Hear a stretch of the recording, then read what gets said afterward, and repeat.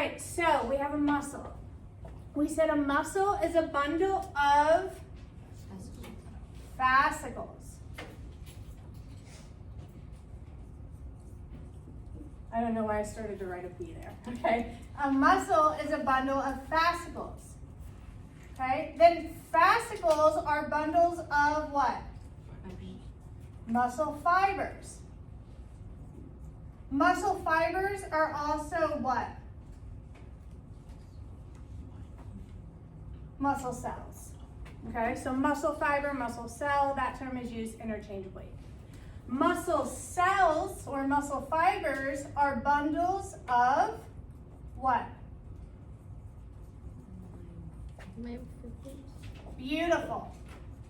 Myofibrils. And then a single myofibril is made up of our smallest functional unit of a muscle cell, which is called a close. It's called a sarcomere, which is made up of myofilaments, correct? So we have a myofibril is going to be made up of individual sarcomeres. This picture right here is showing you a sarcomere. The sarcomere is made up of two different types of myofilaments, which are myosin and actin. Myosin, that's the thick filament. Actin is the thin filament. I know it's a lot of terms, okay? All right, are we kind of okay on that so far? Okay. All right, so that's to start. That's the anatomy. Okay, but today we're going to start going into the deep physiology of what's actually happening at an individual sarcomere, right? I just said that a sarcomere is the most fundamental functional unit of a muscle fiber, meaning it's the smallest functional unit that can do an actual contraction. So in order to understand how muscles, right, at the large scale, how an entire muscle contracts, we have to first understand how an individual sarcomere at the microscopic level contracts, okay? So we'll start really small. We'll start with the sarcomere. And then over a series of 3 more lectures, including today, we'll start moving to a bigger and bigger picture of how muscle contractions occur. You with me?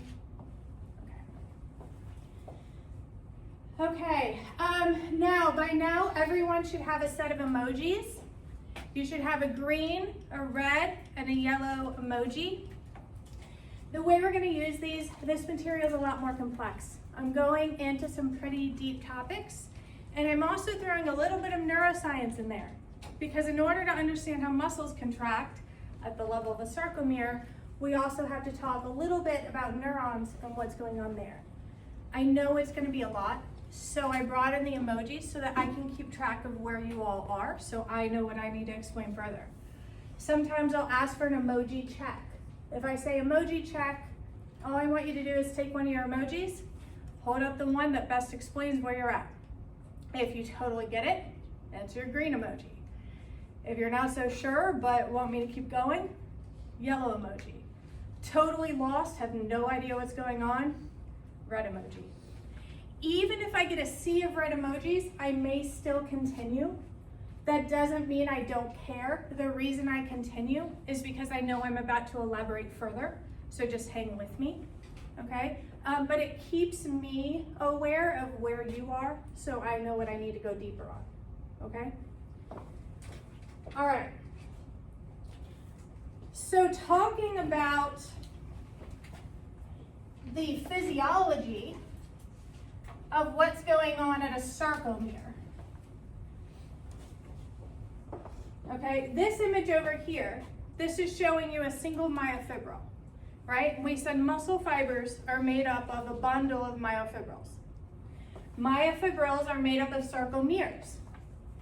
Each sarcomere goes from one Z line to the next, right? We talked about what a Z line is. It marks the end of a sarcomere. Okay, so here is one sarcomere. There's a Z line, there's a Z line, so that's one sarcomere. Then we have another sarcomere, another, and another, and another.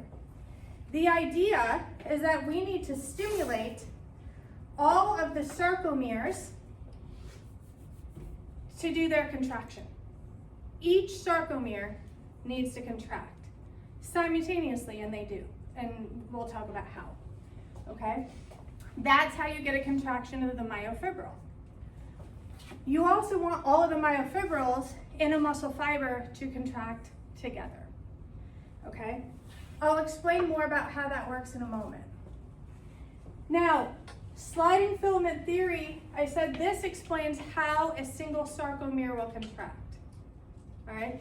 Before sliding filament theory came about, scientists thought that proteins that made up muscles or muscle cells would just fold over on themselves.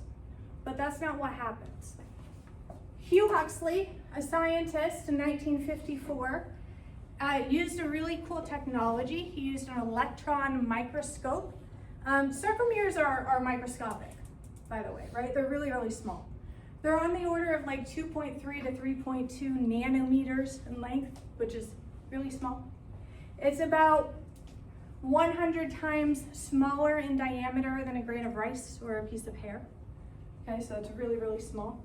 So you need a light or electron microscope to even see this guy. So he took an electron microscope, looked at a sarcomere, and saw what was happening with contractions. Sliding filament theory explains what he found, which is that the filaments did not fold over on themselves. Actin and myosin, being the microfilaments, did not fold over. Instead, what you had was filaments that were overlapped like this, and instead of folding, they slid. So the length of the filament stayed exactly the same. They just slid over one another to cause the contraction. Are you with me? Okay, cool. All right. So that's the overlap between the actin and the myosin. Where they're moving, the actin is moving toward the center. Okay, the myosin stays right where it is, but the actin moves towards the center. It's important that you understand that these filaments do not shorten in length. The sarcomere shortens because of the overlap of these microfilaments. Okay, and then like I said, the idea is we want to get this muscle fiber to contract, right? But we're talking about sarcomeres. So we're going to have the sarcomere filaments overlap, but this is going to happen at each individual sarcomere. And it's also going to happen at each individual myofibril in a muscle cell all at once. Okay? Just accept that for now, and then as we get further, I'll explain more, and I think it'll click. Okay, let me get a quick emoji check to see where we are so far. Perfect, thank you. Here's a zoomed in image of a single sarcomere. We can see our Z lines here, marking the ends of one sarcomere. This is the center of the sarcomere. You guys remember when I went like this, right? My body being the middle, that's the M line or the middle of the sarcomere. The arms being the thick filaments, okay? These would be the thick filaments, the myosin, extending from either side of the M line. These are showing the actin here in red. We'll talk about the zones in a second, but what you can see is that here, this is a sarcomere at rest. Over here, you can see the sarcomere when contracted. The Z lines move closer together. You can see that the actin, those thin filaments, moved toward the M line, toward the center, causing an overall shortening of the sarcomere.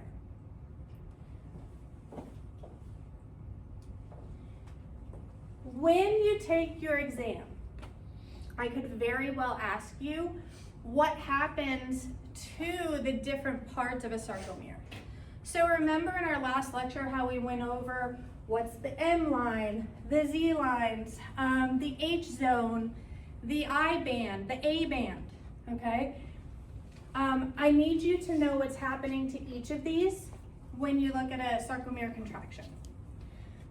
So it's not enough to just know that an I band is the thin filament, okay? What you need to know is what happens to the I band when you contract.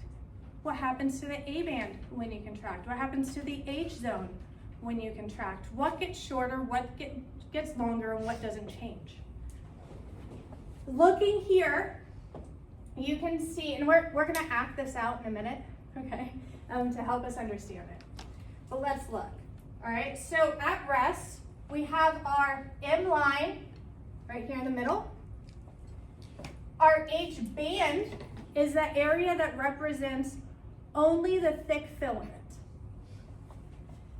The A band represents the entire length of the thick filament. Oh, what does that mean? Why is the H band just thick filament and A band's the entire length? Because this A band is essentially the entire region of possible overlap with the actin, right? If the A band represents the entire length of the thick filament, but the thick filaments don't move, only the actin does, okay? We bring the actin in, the overlap region is going to change in length. The A band stays exactly the same because it's representing that length there, right? This, and that doesn't change because the thick filament doesn't move, okay? So that's not going to move. This isn't going to move. But what about this H band or H zone? Will that change in length? If the H band or H zone represents only the region of thick filament, then as the actin moves in, that region of thick filament will change in length. If it's just thick filament only. Look over here, okay? The H band, or the H zone being just the area of no overlap, where it's just thick filament by itself, that gets shorter because the actin is moved in. The A band stays exactly the same length because again, it's representing the area of all the possible area of overlap.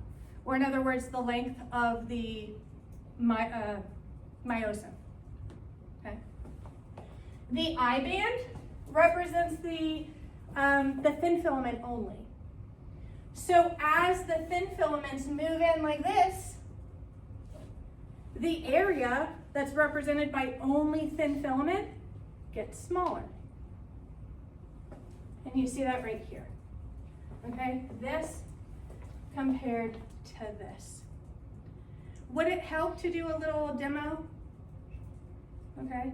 Can I get 3 volunteers to help me? All right, come on up. I need 2 more people. Don't everyone jump up at once. Can I get 1 more person? Come on up. Thank you. All right, then since it's us 3, what we're gonna do, there's my cat. All right, I'm gonna have, actually that's perfect. All right, can you scooch this way just a little bit? Okay, can you put your arms out like this for me? All right, our arms are gonna get tired, just a warning. All right, she is my myosin, okay? So the center of her body is representing the M line. Let's put our arm down on the side. So this side, my body and her body, we're representing Z lines on a sarcomere, okay? We have this region of overlap between my arm, and hers, okay? This region of overlap is representing from here all the way over to where their hands overlap, the A band. You with me so far? Yes? Okay. Take 1 step in. Okay. What just happened? Did we contract? Okay, cool. Region of overlap from here over, right? The A band did not shorten, okay? It did not shorten because her arms did not move. The I band, which is represented by just my arm right here and hers over there, it did. Take a step up, okay? Now we relax the sarcomere, okay? This region of actin only, thin filament, got longer when we relaxed. So that changed. A band did not change, I band changed. You with me? Okay, H zone, sorry, H zone being just thick filament here, okay, take a step in. Okay, what happens to the H zone being just thick filament? It goes shorter. Gets shorter. Okay, take a step out. All right, you can put your arms down. All right, did that help a little bit visualize what's going on with the contraction? All right, one more time. Put them up. We're gonna get this. Okay, A band from here to here. Entire area of possible overlap. We step in, we cause a contraction. This does not move, right? Only the actin moves. The Z lines move closer together. A band stays the same length. I band and H zone, they get shorter. All right, go ahead, sit down. Okay. Are your arms tired? It's a workout. Okay, just sit with that. Because that is something that you need to be able to understand. But in short, yes? Oh, sorry, I had a question. Yeah. I was just confused on like how like the H band gets like shorter, because isn't that only thick filaments? It's only thick filament. So it's this area right here. Okay? It gets shorter because as the actin overlaps, the area that's represented by only thick filament gets shorter. So if this is the H band relaxed, this is the H band contracted and shorter. Okay, is that okay? Yeah, so the actin like goes over the... It goes over it. Okay. Yeah, and as we talk more about the physiology, I'm gonna tell you exactly how that happens. For now, we just wanna understand the overall impact on the sarcomere and these different zones and their lengths, okay? What you're not going to see is anything really getting longer except for one thing, which is the zone of overlap itself, the specific area of overlap. And I don't mean the A band, okay? I said the A band is the entire area of possible overlap, right? So it's basically the length of the myosin. But rather than talking about the A band, if I just said the area of actual overlap, that's not represented by anything that we're naming here. Okay, so that would be this. That right there. Okay? You see this actual area of overlap? That's different from the A band. A band does not change in length because myosin does not change in length and doesn't move. The actual area of overlap, if we look at that here, and then look at it over here, that changes in length, right? It gets bigger because the actin is moving over the myosin and overlapping with it, okay? So area of actual overlap gets bigger, I band, H zone gets smaller, A band stays the same, Z lines move closer. All right, it's not something you have to memorize. If you know the zones and you understand what's happening in a contraction of a sarcomere, you can draw it out on the test to help you make sense of it, and you can reason your way through it. This just summarizes everything I just said, right? H zones, I bands, they get shorter. Zones of overlap, they get larger. Make sure to not confuse the word zones of overlap with the A band, which does not change in length. Z lines move closer together. This is going to happen at all the sarcomeres onto myofibril, causing the entire myofibril to contract. All the myofibrils in a muscle cell will contract, causing the entire muscle cell to contract.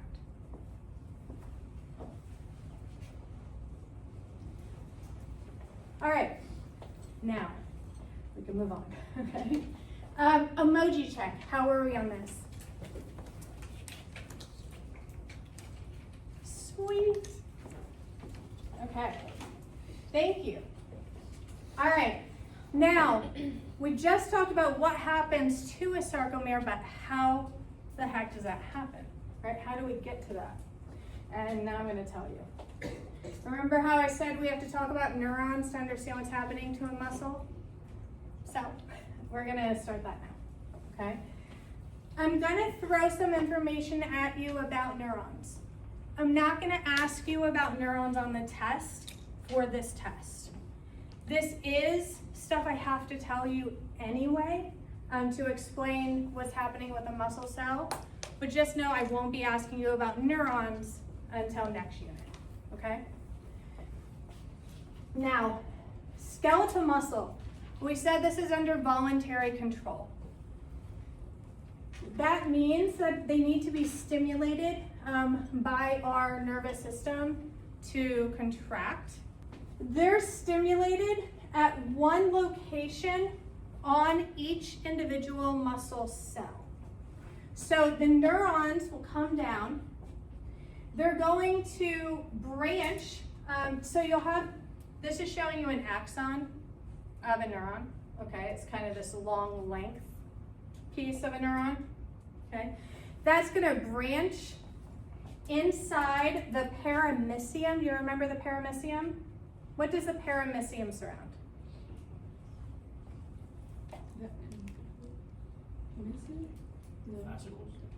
Fascicles, that's it.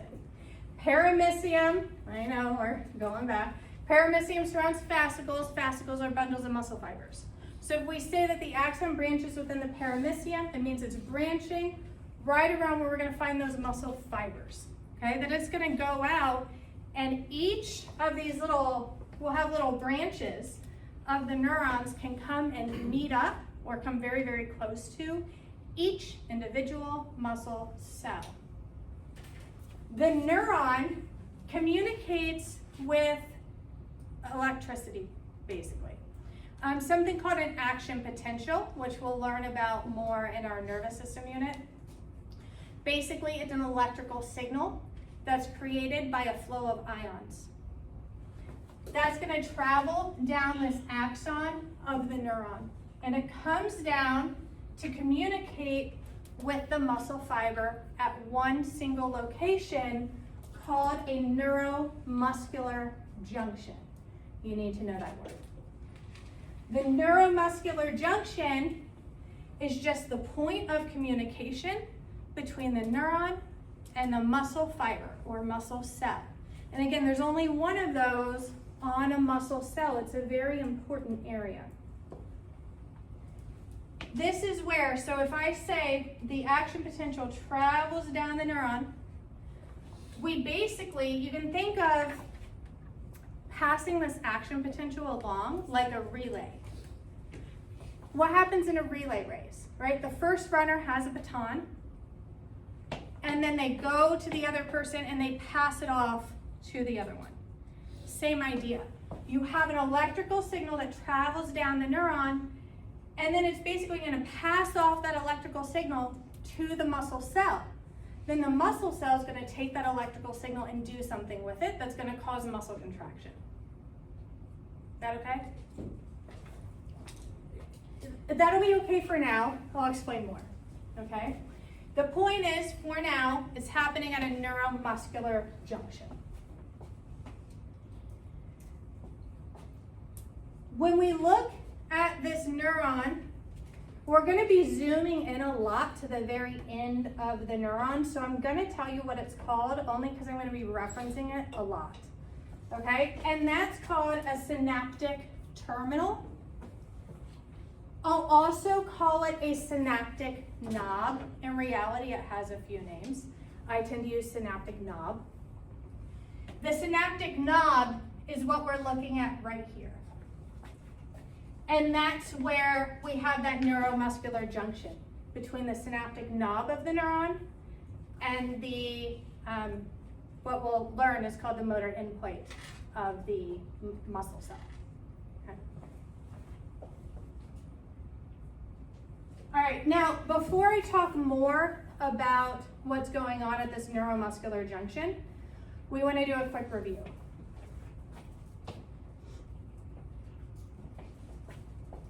All right, so, and we've done this review before, but we're going to keep doing it to make sure that we really, really get it. This is the inside of a cell, and this we'll say is the outside of a cell. Banana in the ocean. In terms of ions, what do we have more of inside the cell? Potassium. Lots of potassium inside the cell like a banana in the ocean. What about outside the cell? What do we have more of? Sodium. Beautiful. More sodium outside the cell. We also have more calcium outside the cell as well. Okay. All right. Let's say, like just based on their concentrations, if we had channels, right? Because can these guys get through the plasma membrane on their own? No. No, why? They're not. Okay. They need help doing it. They need like a pump or something because they're not active. Mm-hmm. Don't they need to like attach onto a protein to get through the channels? Well, did you want to say? No. Okay. All right. Well, notice that they're charged, right? If they're charged, what does that mean about their ability to get through the membrane? Because they're not forward. They have to be forward. The membrane itself, remember, it's a phospholipid bilayer, right? It's made up of lipids. If it's made up of lipids, is it polar or nonpolar? Nonpolar, which means only other nonpolar substances can get through without help if they're small, right? Everything else, if it's charged, if it's polar, if it's an ion, it can't get through that plasma membrane, so it needs a channel to be embedded in the membrane to allow it through. So let's assume there's channels in there. Let's assume there's channels for all these ions in the cell membrane. If there's a channel, what would happen to potassium because of diffusion? What would happen? Would it stay in there? Would it move? What would it do? They would want to get out. Perfect. It would want to get out, right? Because diffusion says molecules will move from high concentration to low concentration, okay? Down their gradient. So they want to leave. What about sodium? What does he want to do? Go inside. Sodium wants to go inside the cell. What about calcium? We're saying we have more of it outside the cell, so it wants to go inside the cell. Okay, yeah, so they're just going from where there's more of them to where there's less of them. All right, but we said, so at rest, these channels though are not going to be open, which means the sodium's going to be trapped outside the cell primarily, right? There is some sodium inside the cell, it's just more outside the cell, right? So sodium's going to be trapped or more concentrated outside the cell. Potassium's going to be more concentrated inside the cell. And the only way we can change this ion flow is to open these channels. Remember we said we had different types of channels. What channels did we have? Let me give you an example. We said there were mechanical channels, right? What did mechanical channels or receptors do? They responded to touch, okay? What else did we have in terms of channels or receptors? Okay, what about voltage? Voltage gated? All right, so if we have a voltage gated receptor, what do you think that would respond to? Electrical system? Yeah, a change in voltage, right? It's not a trick question. So a voltage gated channel will respond to a change in voltage, okay? A change in something's going on with that electricity, with the ions, okay, leading up to him, which changes the voltage and causes him to change. Okay, so that can cause it to open or close, right? We also had ligand-gated receptors. Ligand-gated receptors, do you remember what ligand means? Going back to unit 1 here. Any protein? Close, chemically gated, okay? Ligand-gated receptors are chemically gated receptors.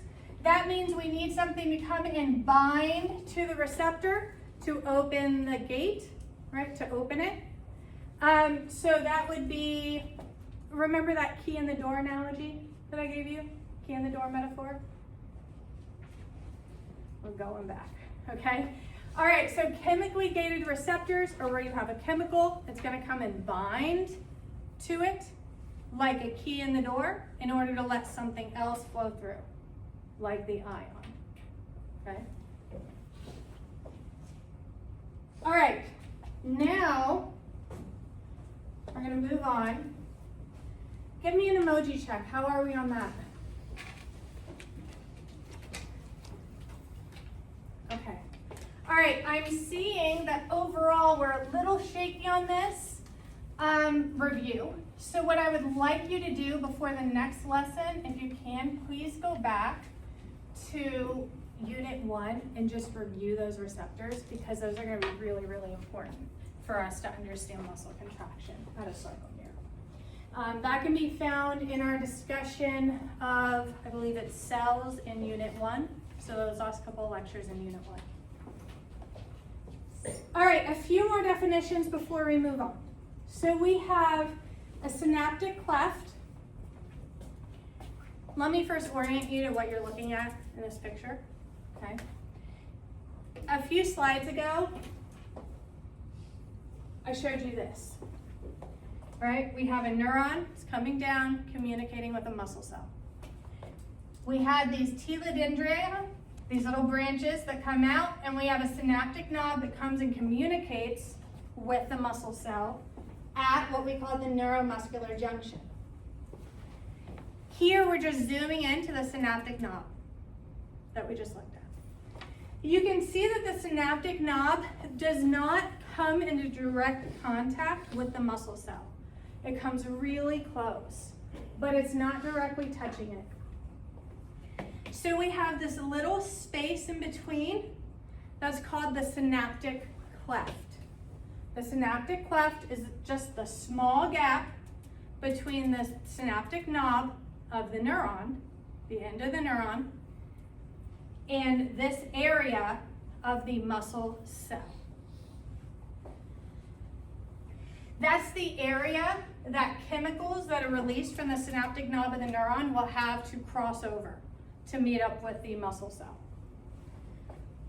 What I'm about to show you is that as we go from the neuron to the muscle cell, what we need to do is transfer that electrical signal, right?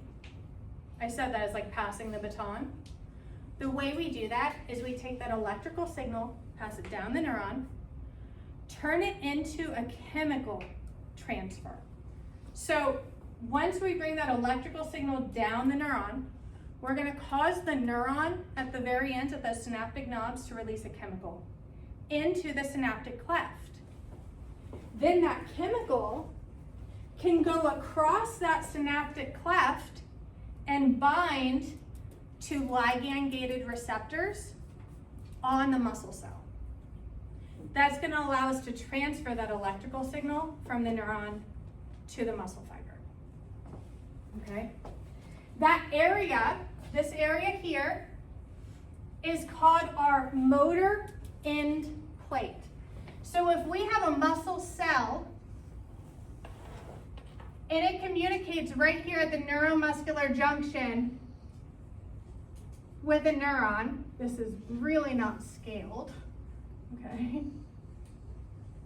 And that's a terrible, probably the worst drawing of a neuron I've ever done, okay? But the point is, this is a neuron, is communicating down here at one spot on the muscle fiber. This spot on the muscle fiber where I just drew this little dent, that's called the motor end plate. This entire region of communication between that neuron and the muscle fiber is called the neuromuscular junction. Okay, so the neuromuscular junction is the area of communication between the neuron and the muscle fiber. The specific part on the muscle fiber where you have those chemically gated or ligand gated receptors, that's the motor end plate. You with me? This is just learning the terms, okay? The motor end plate has these little folds. We've seen other structures so far that have had little folds, and why do we like to have little folds like that? To increase surface area, right? We increase surface area because we have these ligand-gated receptors on the motor end plate that receive the chemicals from the neuron.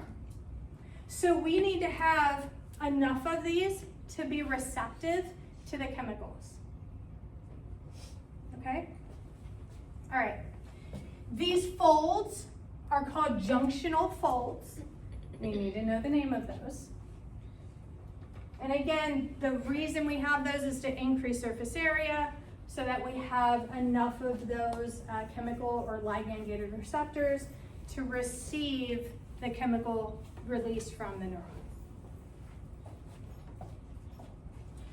Again, I know this is a lot. This is something that I know you only have a couple of days before our next lecture. You really want to sit with this and make sure that you know these terms because, again, I'm going to be using these at a quick to explain what's going on, okay?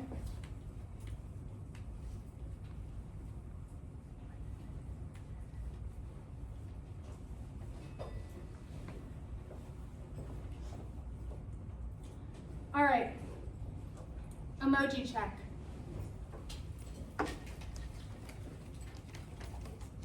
Cool. All right, now moving on to the behavior of these muscle fibers. We have 4 different phases of muscle contraction and relaxation at the level of the sarcomere that I need you to know. I'm going to give you a heads up. They're going to be detailed.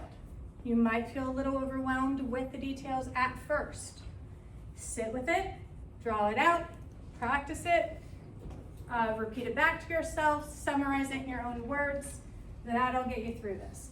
And I promise you, when people put in the work to understand this, they usually come back to me and say, oh my gosh, professor, that was my favorite part, right? My favorite part of the whole semester, because it's really, really cool stuff, but it's a lot at first, okay?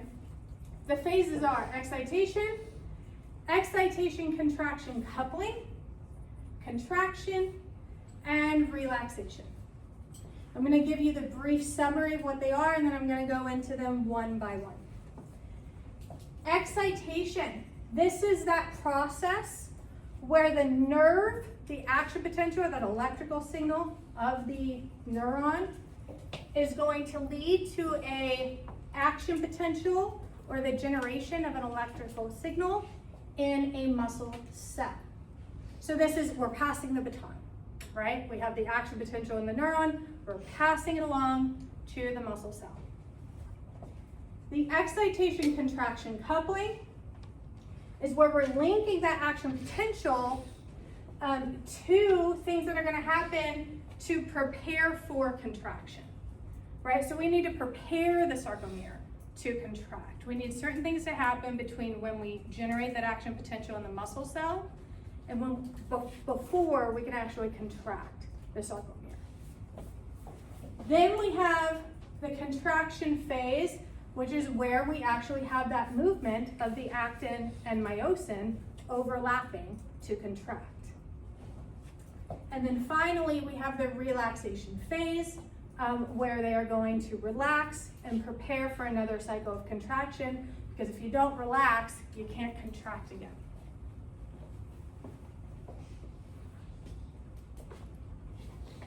All right, so starting first with excitation, we're looking again.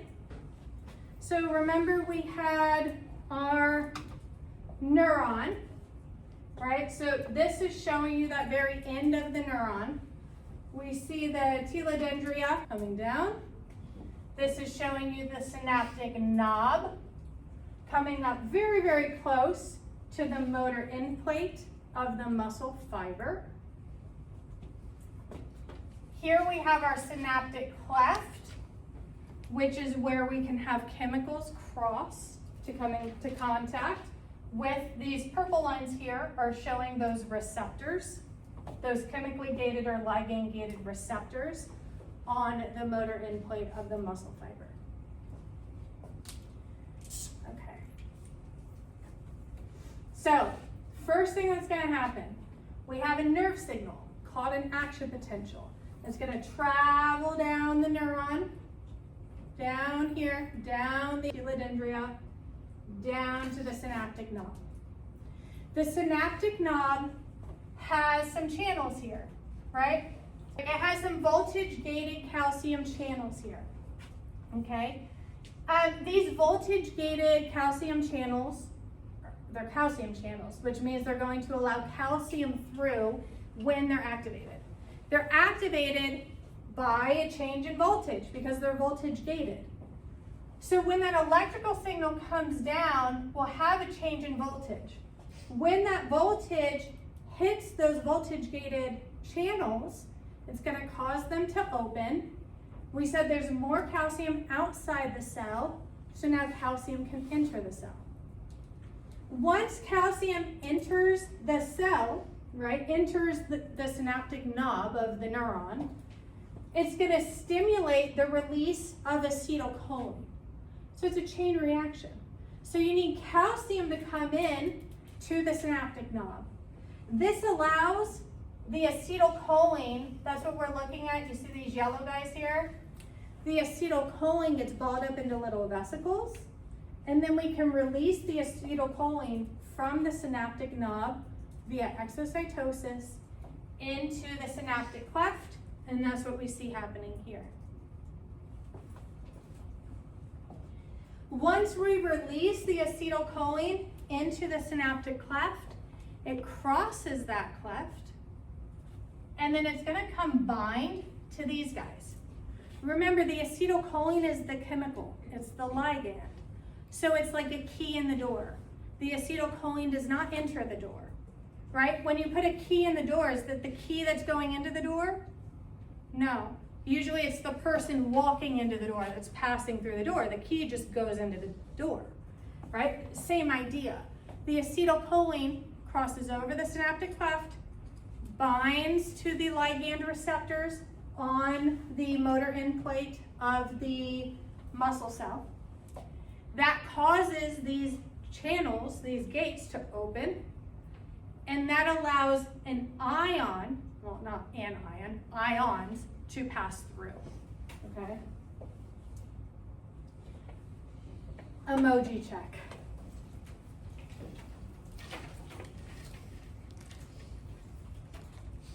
Okay, I'm gonna summarize this one more time through, and then I'll go on to the next part of excitation, because we're gonna stay in excitation phase for another slide, okay? So one more time. We have an electrical signal that comes down the neuron, right? The neuron branches into things called telodendria. Then we come down to the end of it, which is the synaptic knob. Here, we have voltage-gated calcium channels. When the voltage comes down here, when that action potential, change in electricity, comes down here, it stimulates those voltage-gated calcium channels to open.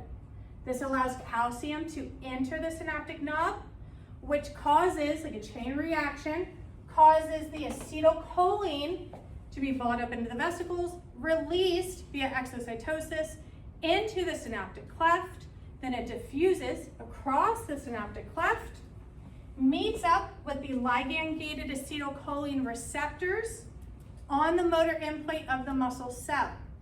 They bind, right? So you'll have two acetylcholine will bind to each receptor like a key in a door, causes it to open, and then this allows ions to flow through, which is going to cause something else to happen. Okay? Now, this is zooming in to one receptor. Okay, so we've zoomed in to the motor end plate, and we're looking at a single chemically gated acetylcholine receptor on the motor end plate of a muscle cell. We have acetylcholine that just diffused across the synaptic cleft and came and it binds to the acetylcholine receptor. ACH, by the way, is acetylcholine. Okay. So you'll have two acetylcholine that will bind to this receptor in their little pockets. These are like puzzle pieces, right, that just perfectly fit there. When they bind, it causes it to open. When it opens, you're going to see that sodium is going to enter. Okay? We'll have sodium enter and potassium will leave, and this is going to cause something to happen. Okay? When sodium enters, okay, so actually, let's go to this right here. We say we're going to change our resting membrane potential. This is another review thing, okay? When we talked about cells way back in Unit 1, we said that we had a resting membrane potential. I believe at that time I would have given you the number of around minus 70 millivolts. Muscle cells have a different resting membrane potential. Theirs is a bit lower at about negative 90 millivolts. Really, there's a range, about minus 85 to minus 95 millivolts. So you have this resting membrane potential is pretty low, okay?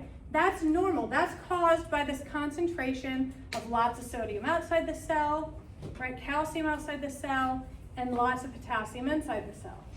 When you change the ion flow, you change the transmembrane potential, meaning you change this number, right? So it can become more positive. Why does it become more positive? If you have a bunch of sodium coming into a cell, sodium has a positive charge. If sodium has a positive charge and the inside of the cell is negative, what's going to happen to the number, the voltage inside the cell? It's going to go up. It gets more positive, right? If you bring positive charges into an area that has a negative overall charge, you're going to make it more positive. Okay? So that's what happens.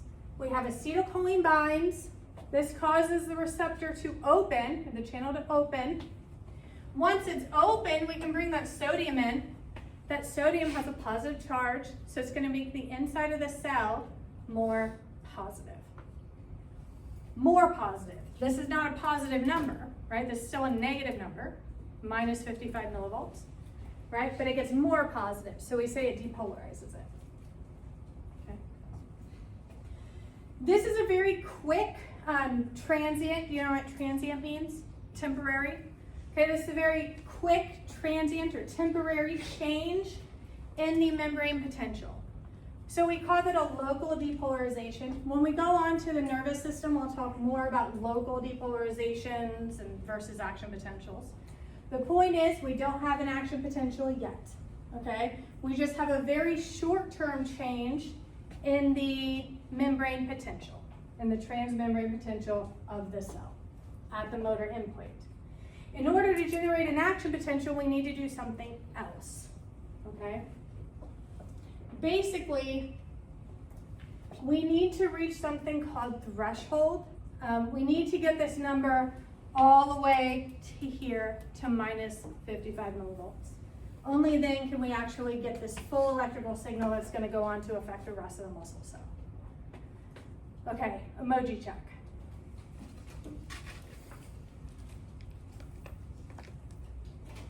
Okay, cool, thank you.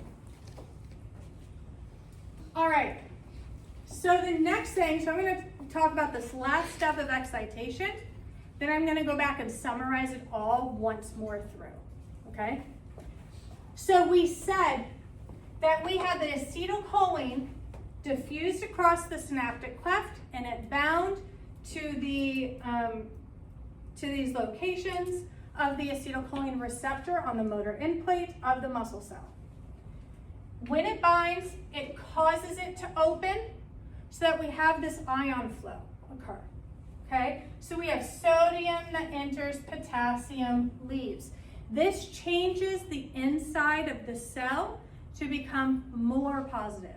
Not positive, but more positive than it was, okay? So that's a local depolarization.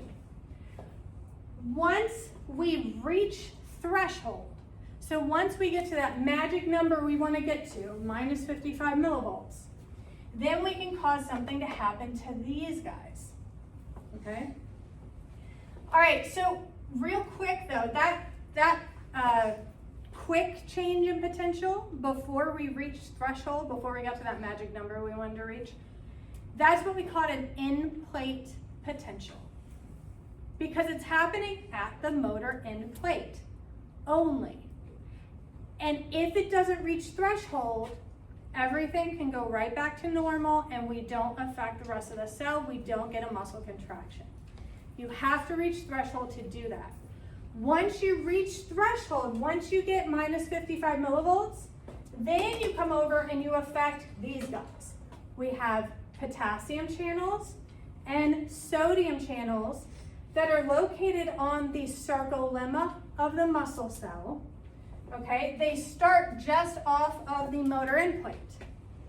So here we're at the motor end plate, and we have those ligand receptors that receive the acetylcholine, open, and allow the ions to flow through. That causes enough of a change to excite these guys, which are voltage-gated receptors. So they're responding to the change in voltage that occurred here in response to acetylcholine binding to these guys at the motor end plate.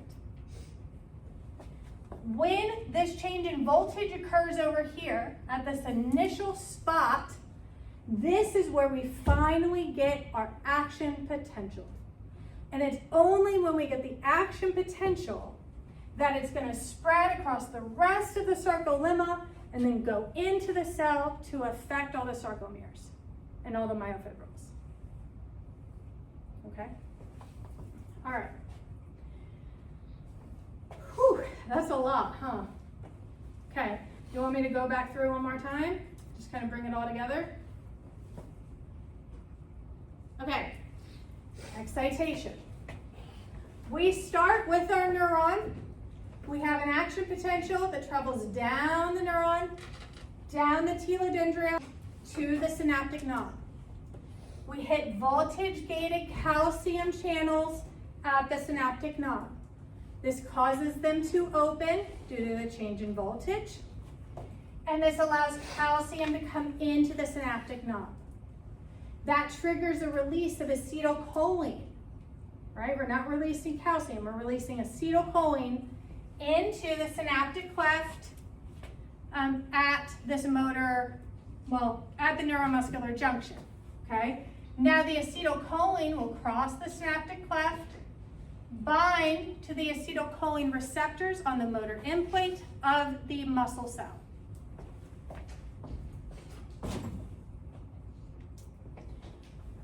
To acetylcholine bind. Like keys in a door, it causes the receptor to open. Once it opens, sodium can flow in. This changes the transmembrane potential so that the inside of the cell goes from minus 90 millivolts at rest to when enough of these happen, right? A quick note here, this number shift, change in voltage, does not happen with one receptor, right? That's why we have those junctional folds. We need a lot of receptors here to have enough sensitivity. When enough of these bind and open, right? When enough acetylcholine binds to these receptors, they open, sodium comes in. That's when you get this overall change at the motor end plate. That change in voltage is what we called our end plate potential, or we also call that an EPP. Often you'll hear me just say EPP, okay, end plate potential. That's a transient shift. You need to reach threshold. Once you reach threshold and get to minus 55 millivolts, then we're able to stimulate these guys, our voltage-gated sodium and potassium channels. This causes them to open, allowing potassium to leave, sodium to enter, and that's our action potential. That's excitation. Emoji check.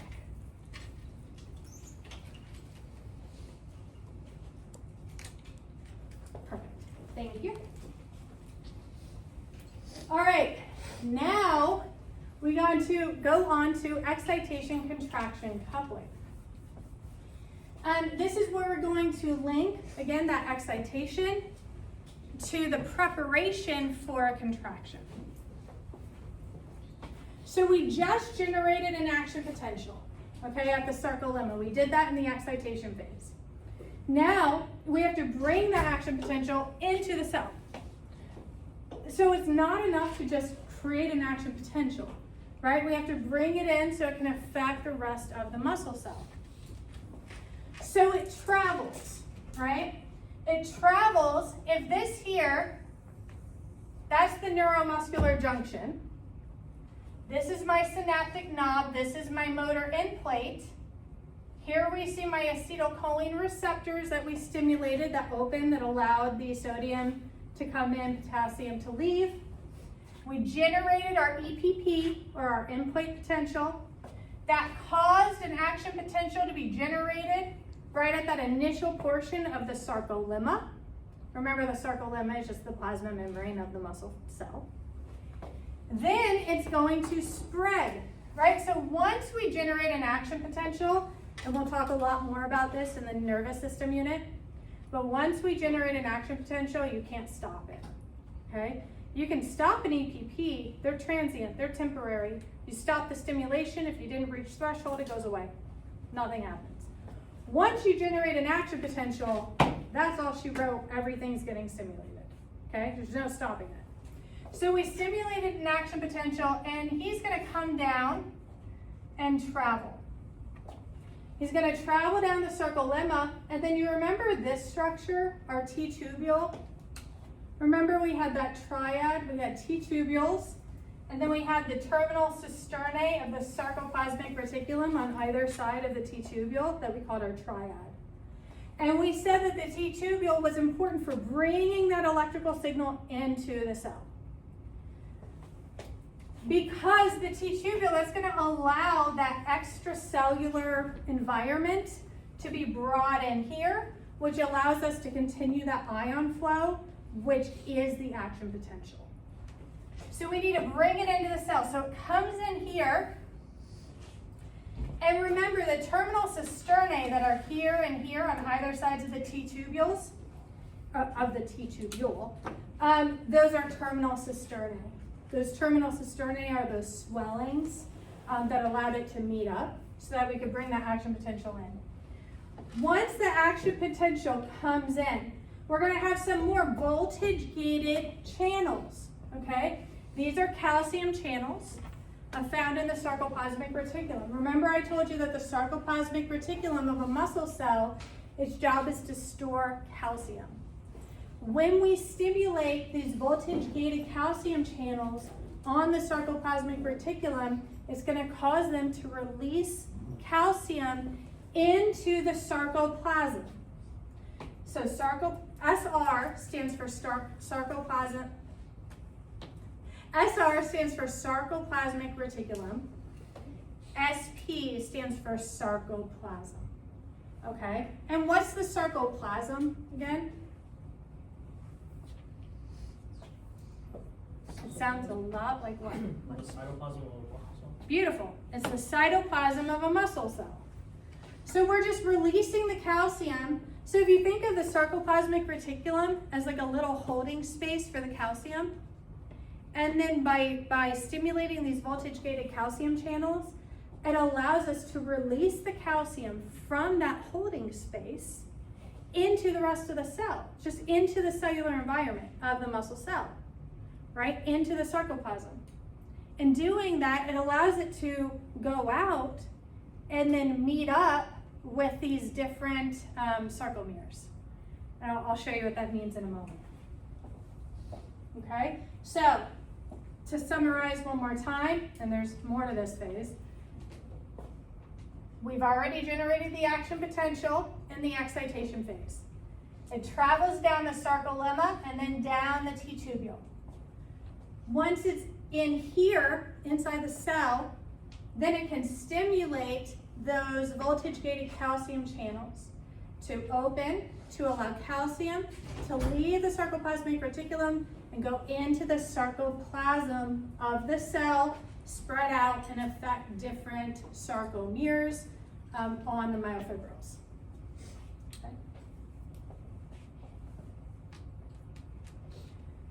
Now,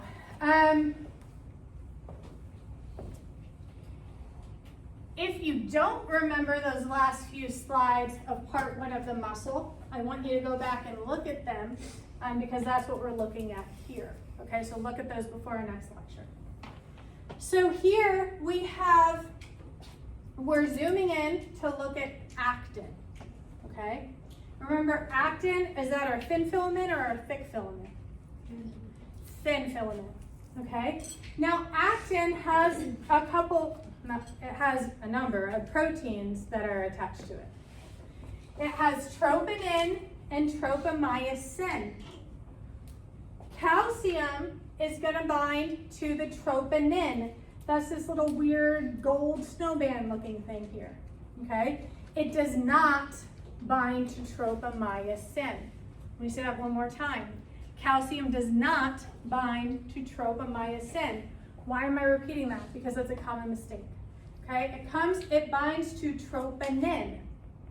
Chain reaction.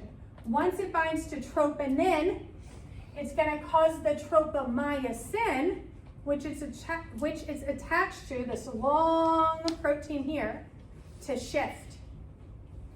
This tropomyosin is covering these little pockets called active sites or binding sites.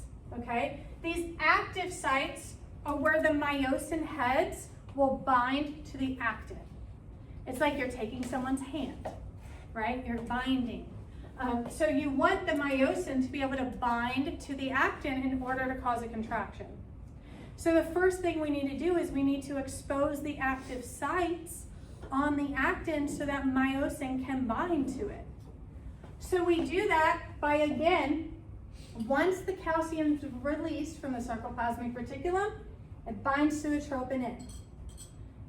Once it binds to the troponin, it causes tropomyosin to pivot or shift, exposing the active site. This allows the next step to occur. Okay?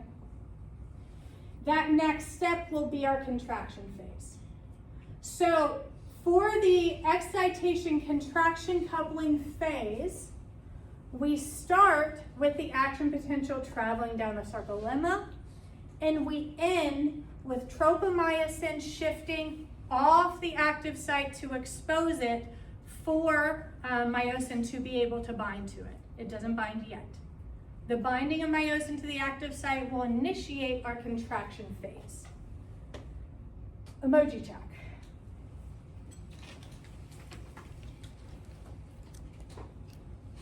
Okay, one more emoji check. How do you guys feel about emoji checks? Cool. Okay. Do you want me to go through excitation contraction one more time in our last 2 minutes? Okay. All right, one more time. We've already generated our action potential. Action potential spreads down the sarcolemma, travels down the T-tubule, causes the voltage-gated calcium channels to release calcium from the sarcoplasmic reticulum into the sarcoplasm. Once it's released, right, you can see the sarcomeres back here, and the sarcoplasm in blue. Okay. Once that calcium's released, it binds to troponin. Troponin binding to calcium causes the tropomyosin to pivot or shift to expose the active site. That's it. Okay? You feeling okay? All right, go ahead and return my emojis to my, where's my emoji basket? Got it. Thank you. He's got my basket. You can bring it on up, throw my emojis in there. I'll bring them back for next class. It seems to be working out for us. Please make sure to go over what we've covered so far because we're going to go deeper. Okay, so we left off, we're talking about that deep physiology of how a sarcomere works, how we get that contraction. Do you all want a very brief, like quick overview of excitation and excitation coupling before we go on? Okay. So let's kind of start from the top, okay? We said that we have an action potential that's gonna come down our neuron, right? So that comes down, goes down the telodendria or those branches, comes down to the synaptic knob. Once it gets to the synaptic knob, it's gonna cause voltage-gated calcium channels to open. That will cause acetylcholine to be released into the synaptic cleft.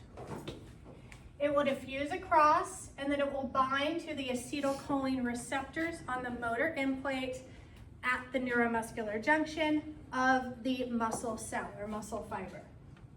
Remember, the neuromuscular junction is just this whole site of communication between the neuron and the muscle cell, and the motor end plate is just that region of the sarcolemma where you have these these ligand-gated receptors for acetylcholine. Okay, so acetylcholine comes across, binds, causes them to open, and then you have this flow, this exchange of ions.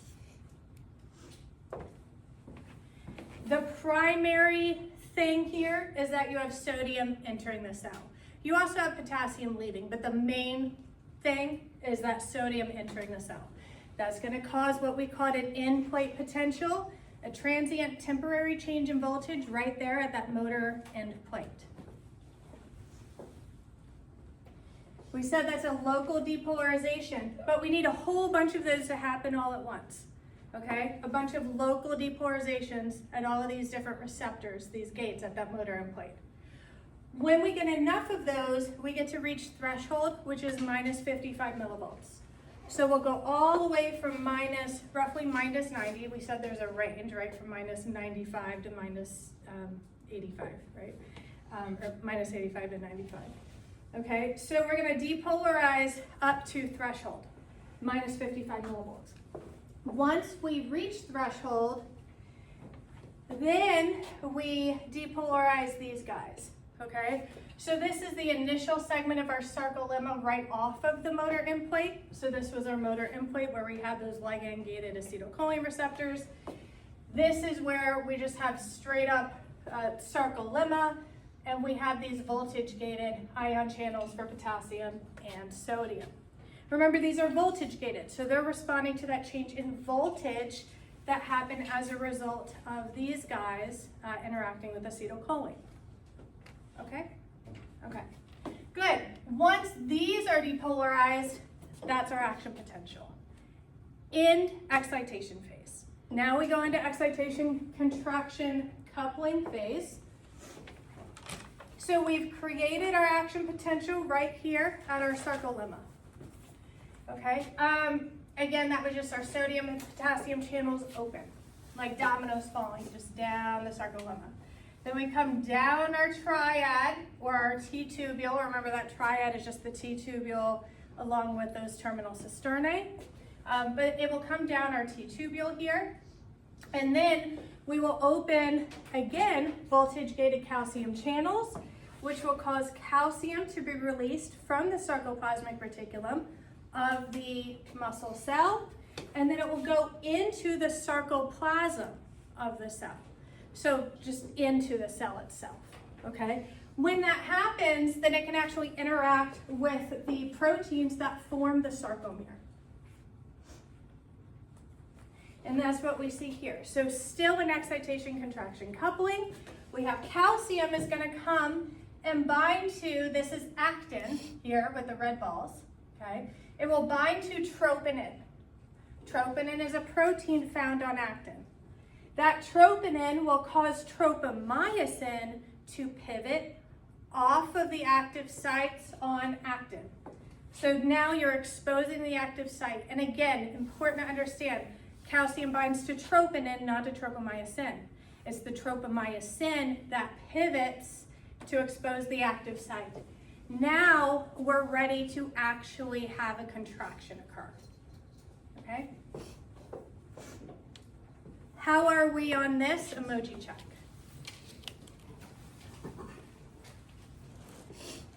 All right, anyone have that emoji basket? Oh, it's floating over there. Can you pass it up. We have someone that doesn't have emojis. Thank you. All right, now we get to move on to our contraction phase. Okay, so we just exposed the active sites on the actin. Okay, remember the actin's the thin filament, myosin is the thick filament. Myosin is going to stay where it is, actin is going to slide. So what we need to do is we need to get a grip on the actin so that we can pull it along. Okay?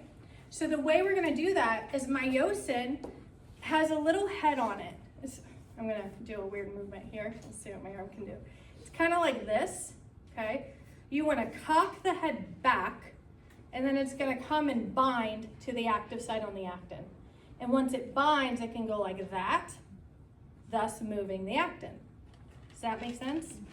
Okay? So it's kind of starting position of the myosin head is like this. You cock it back, it binds to the actin, and then we can move the actin. Okay. Okay, thank you so much. So the way this works, we need to know how ATP plays a role in this. Okay, so first, when the myosin is in this position, okay, when it's ready, okay, well see, ATP is already attached to it. What's ATP again? Energy. Energy, yeah. So ATP is energy and it's attached. We have ATPase, ends in ACE. So what's ATPase, do you think? Perfect. Yeah, if it ends in ACE, it's likely an enzyme. ATPase is an enzyme in the myosin head that's going to hydrolyze the ATP molecule. Ooh, there's that word again. Hydrolyze. What does hydrolyzing it mean? What was hydrolysis? A hydrolysis reaction. What did that do? Break a lot or split. Okay. Like something like break or split. Mm-hmm. Yeah, hydrolysis reactions break a bond. Okay, so we're going to hydrolyze the ATP molecule, meaning if we have 3 phosphate groups on this ATP, we're going to break a bond with one of them. That's really important. These phosphate groups are high energy bonds. That's why ATP can releases energy. Okay, so we hydrolyze the ATP. When we hydrolyze it, we get a reaction. Well, hydrolyzing it is the reaction, but you go from ATP to ADP plus an inorganic phosphate. Okay, I'm not going to test you on the reaction, but you need to understand what this means. Adenosine triphosphate, tri means 3, becomes adenosine diphosphate, di means 2. And then you just have that 3rd phosphate that we just broke the bond. He's just hanging in there, okay? Okay, but that's gonna create some energy, all right? So what that's gonna do is when we hydrolyze the ATP into ADP plus a phosphate, we cock the head back. It's like we're compressing a spring. The point is it allows us to do something with it, okay? So when we hydrolyze into ADP plus a phosphate, that cocks our head back, and then we can bind to the active site on the actin. Cool? So we're gripping it, and then we can actually pull it.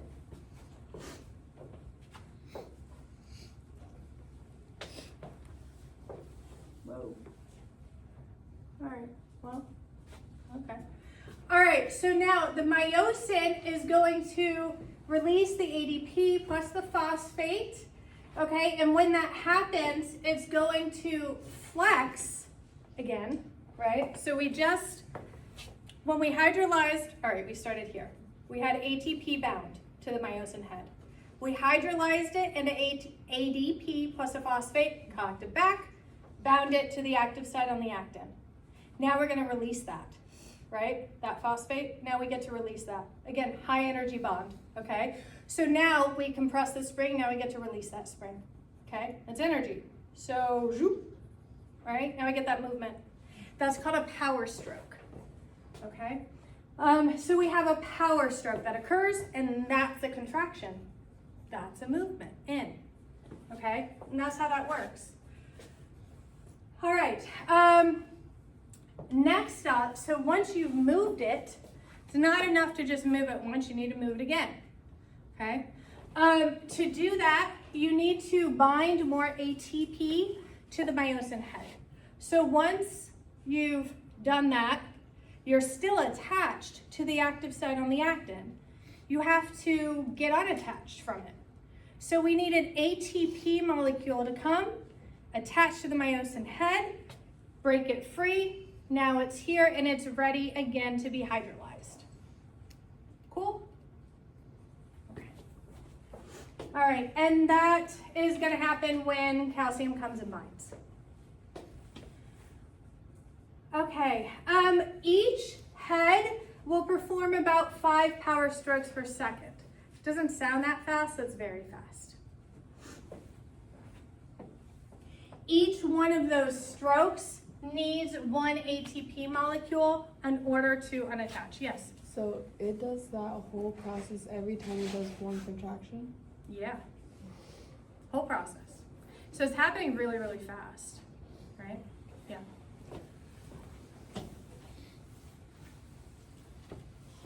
Okay, so do we need to go through that one more time?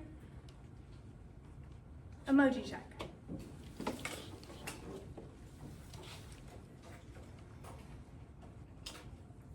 Thank you. Okay, perfect. All right, I'm still gonna go through it one more time. Okay, so we have the ATP already attached to the myosin head, okay? It is going to be hydrolyzed into ADP plus a phosphate, COX back, binds. We release the phosphate, power stroke. ATP binds, detaches, ready for the next one, okay? And then happens again. So that's contraction. Now we have relaxation, okay? Relaxation, of course, even though this isn't the actual contraction, is super important because if you don't relax it, you can't do another contraction. Okay, so we have to relax it. Relaxation has a number of steps. The first one is the actual nerve stimulation coming down here has to stop. It has to stop so that you stop releasing acetylcholine into the synaptic cleft. But if you release acetylcholine into the synaptic cleft, even if your stimulation stopped, right? Say this neuron stopped releasing acetylcholine in here, but you already have acetylcholine that's been released into the synaptic cleft, okay? Well, you have to get rid of what's there, otherwise you're not stopping, right? If acetylcholine is still left in that space, it can still bind to the receptors and then you'll still get a contraction. So you need to stop it completely by getting rid of the existing acetylcholine that's in the synaptic cleft. You do that with acetylcholine esterase. That's what that E means here. So ACHE means acetylcholine esterase, which is an enzyme that breaks down acetylcholine. So acetylcholine esterase can come break down the acetylcholine in the synaptic cleft. Then what's left can be reabsorbed into the knob to be used later.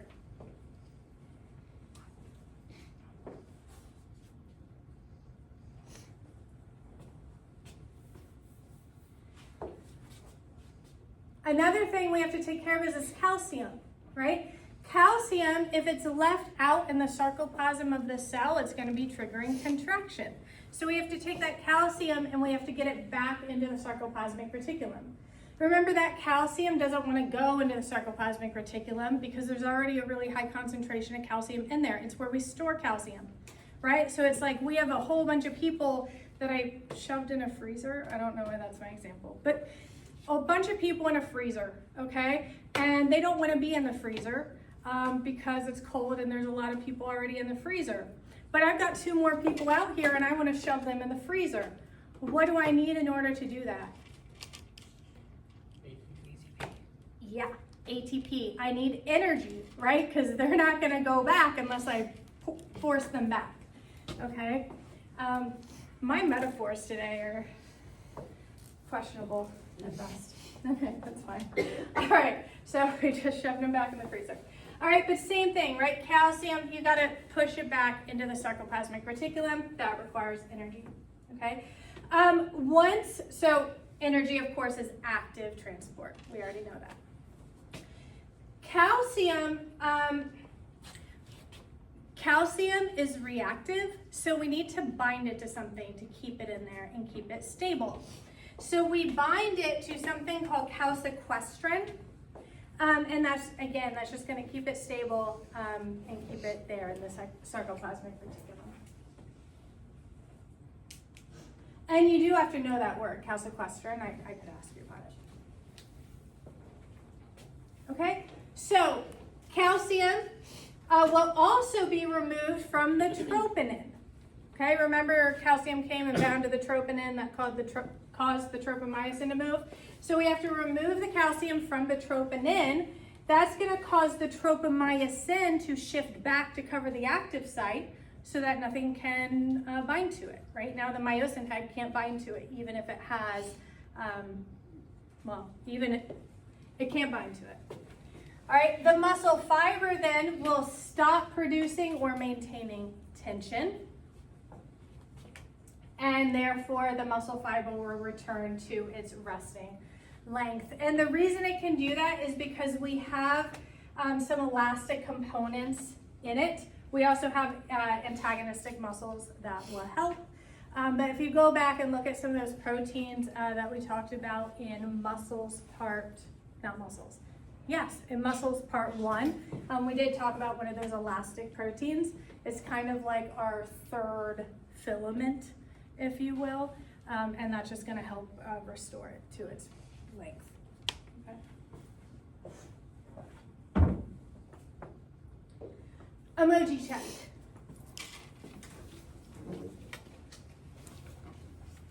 Perfect. Thank you. Okay.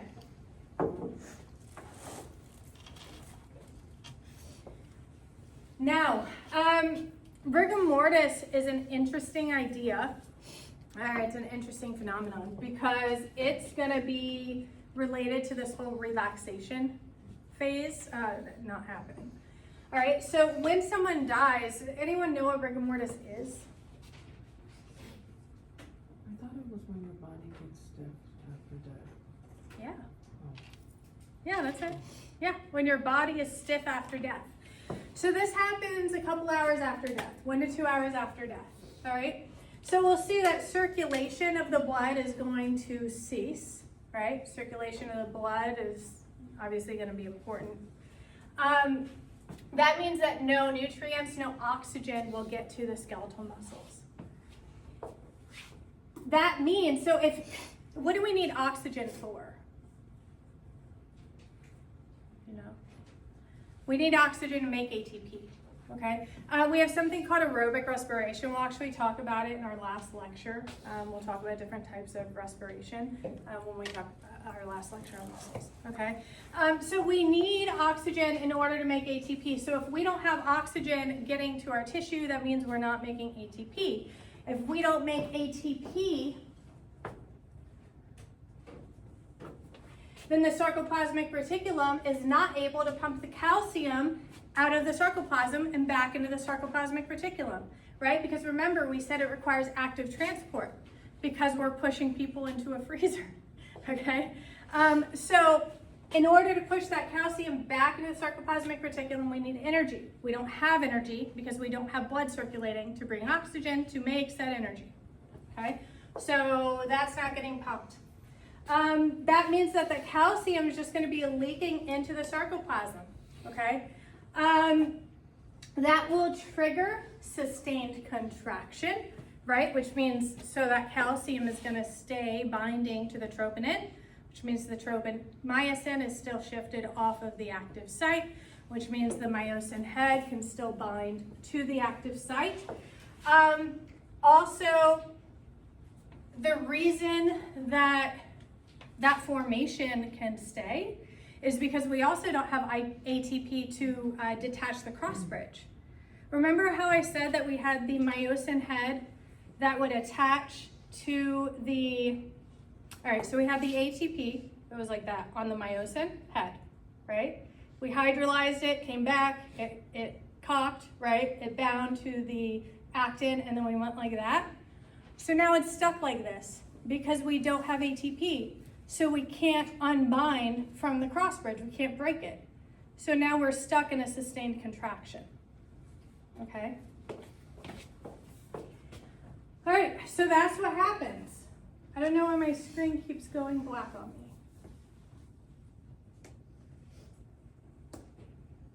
Okay, and that will last until those sarcomeres actually break down. Okay, so we have to actually break down those Z lines and that titin. Remember that titin is the protein I was talking about, that third filament that's elastic. Okay. All right, another application we want to talk about is Botox. Botox is actually botulism, okay? So in a you know, a less lethal form, obviously. So botulism is Clostridium botulinum. Clostridium botulinum is it produces a toxin, okay, a botulism toxin, and this is incredibly deadly because this will block. Right, here's where I get to think about this. It blocks the exocytosis of the synaptic vesicle at the neuromuscular junction. What the heck does that mean? Can anyone tell me what that means?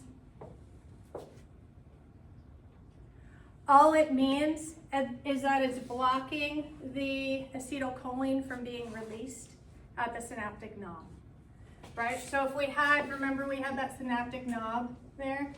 And then we had our neuromuscular junction. Well, this is our neuromuscular junction. Here's our motor end plate. We have those receptors.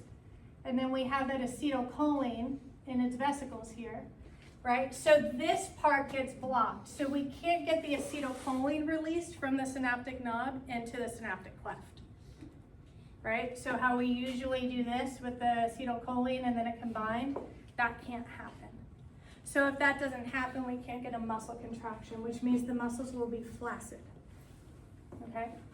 If the muscles are flaccid, obviously that means they're not contracting. That's called flaccid paralysis. You're essentially paralyzed and your muscle cannot contract. And you can see how the body is very relaxed here in this image. Unfortunately, death can occur from this, and this usually happens because you need the diaphragm to breathe. And if your diaphragm is paralyzed, if it can't contract, it's a very important muscle for breathing, and so you can die. But of course, we can use this in less deadly forms. So this would be a very specific application. And people can use this for a number of reasons. Generally cosmetic, but it can also be clinical. For example, you all know that I suffer from chronic migraine. Okay, so my neurologist has recommended and tried Botox for migraine. So they'll inject Botox. Oh, it's rough. It's like 30 bee stings in my head. Okay, but they'll inject Botox all through the scalp. And also forehead, temporal area, masseter sometimes, and so on. Used cosmetically to relax wrinkles so that those areas aren't contracting as much. Can also be used to treat something called strabismus, which is just crossed eyes. Eyes are looking in different directions, so they can actually relax the muscle in the crossed eye. Uncontrollable blinking, and also chronic back spasms, okay?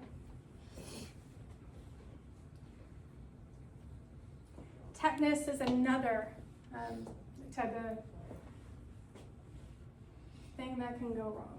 Okay, so this is Clostridium tetani, or tetanus. Tetanus occurs when all the muscles are contracting at the same time. And this is agony, okay? If you can imagine, right, we have a lot of muscles that we'll be learning about, and some of them will be opposing others, right? So when you're contracting one, you don't want to be contracting the one opposing it. However, that will all happen here in this case. So this position that he's in with his body contracted like that, it's agonizing pain.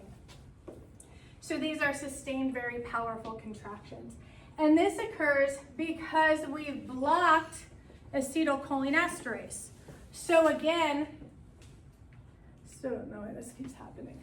But again, say we're at our synaptic knob here, and we're at our motor end plate. And we have acetylcholine that's been released into the synaptic knob. Typically, in order to relax a muscle, to stop a contraction, we said that one of the key things we need to do is we need to break down the acetylcholine that's in the synaptic cleft.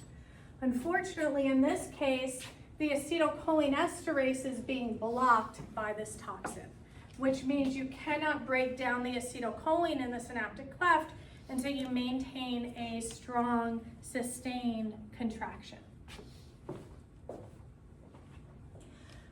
This, of course, has a high mortality rate, but it's not very common.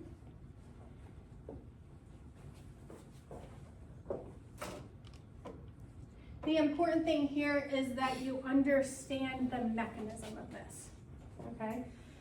This is why people don't want to go around eating dirt, okay? Because this bacteria can be found in soil, as well as rusty nails and a number of other places. I have a question. Yes. Does that pair look like the tetanus vaccine if you step on a dirty hand? Yeah. 'Cause I Yeah, know- that's why you get a tetanus shot. Okay, That's what you're trying to avoid. okay, So it's worth the tetanus shot. yeah. Yeah. A lot of people are afraid of that tetanus shot because they're like, oh, it's a really big deal. Oh, it's a lot better than that. Okay, so when in doubt, get the shot. Yeah. Okay, so that is it. And also, contaminated soil is also where you can find this Clostridium botulinum, as well as other places. Bad fish would be another place.